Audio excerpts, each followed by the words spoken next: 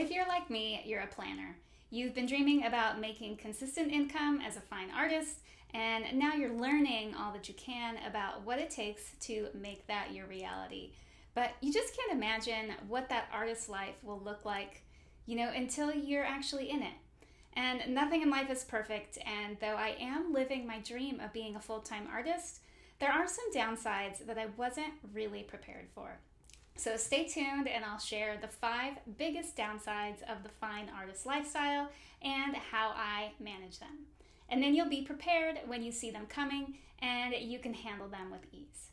Also, if you want more real-life strategies on how to build a successful career as a fine artist, then click the subscribe button and the bell and you'll be notified every time I post a new video.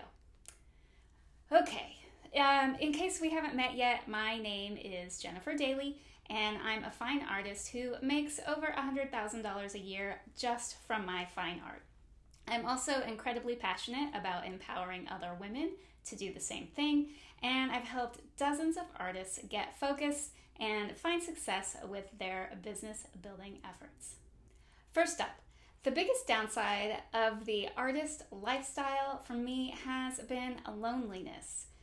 It's been a long time since I was in school or worked in an office, but even as an introvert, I really do miss the consistent social contact with a larger group of people. I currently work in a studio in my backyard, so the only people I'm guaranteed to see on any given day are my family members. The way I deal with loneliness is to get some regularly scheduled social contact in my calendar.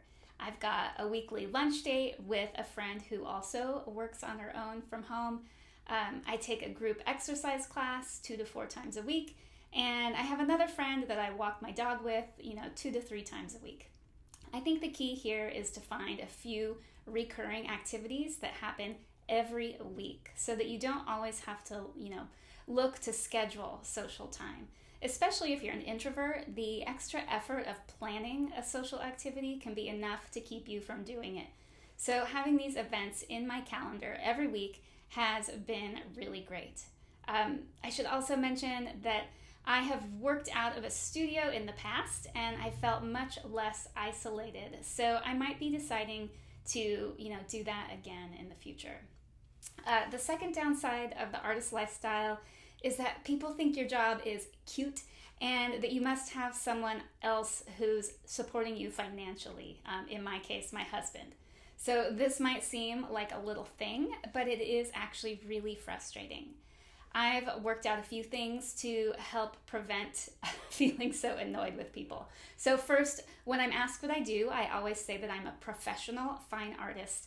I think that helps clear up the misconception that it's just a hobby and not a career. Second, I'm not particularly shy about talking about money. If someone makes a comment that, implies that they don't think you can make a good living as an artist, I'll let them know that I make more money now than I ever did as a graphic designer. And I also help other artists to do the same.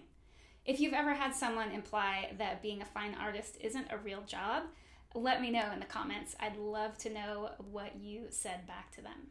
And if you want to know more about how I can help you create consistent income from your art, click the link in the description below to apply to my Palette to Profit program. Okay, so this next drawback is sort of like loneliness, but I wanted to call it out separately because the solutions they're just different. And that is not having like-minded peers to bounce ideas off of or, commiserate with if you're having a bad day. The artist's life is pretty unique, and if you try to talk to family or friends about things like feeling stuck in a painting or not getting any traction on Instagram, they're probably not going to be able to empathize. So to get around this, I have 2 solutions. First, at any given time, I'm usually part of an online artist group, whether that's an organized class or a mastermind or just through social media. I've learned to find my artist community online. It's not as good as in person, but it does really help. And sometimes you actually get to meet your online artist friends in person, and that is pretty amazing. The other thing I do is I listen to artist podcasts while I'm working in the studio. Just hearing other artists chat about their process or their struggles is kind of like having a friend in the room. The next drawback I've discovered is that now that my hobby is my job, I am always working. This is a real struggle for me because I literally can't think of anything I'd rather be doing than painting or working on my business.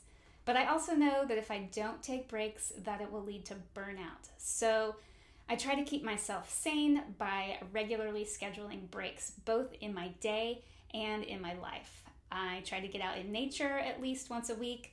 I get my exercise. I try to schedule some time away from my computer and the studio just to rest or to travel or visit friends. I always say yes to my family if someone wants to engage or go do something. But sometimes I just give myself freedom to go back in the studio if that's what I really want to do. The last downside of life as a fine artist is that there really is no roadmap to success. That's part of the reason why I started my group coaching program in the first place. It's not always easy to know what to do next or where to focus your energy, how best to spend your time. There's no real boss, no real deadlines, no one to suggest improvements or bounce ideas off of. The way that I've dealt with this is to find mentors and consume tons of educational content. A big part of this job is figuring out how to do the job, so I've always been a huge believer in finding mentors to help me get to where I want to go. If you're just getting started, there's a lot of free content out there, though not all of it is great or relevant, but that's a good place to start. And then when you're ready to take your art career seriously, I suggest you find someone who is doing what you want to do and see if they can help you to get there. All right, friends, I hope you found this video helpful. Please like and subscribe. Doing so really helps me reach more artists just like you. And if there's one thing I know, the more thriving artists there are in the world, the better. If you want to learn about how to launch your fine art business, watch this video next.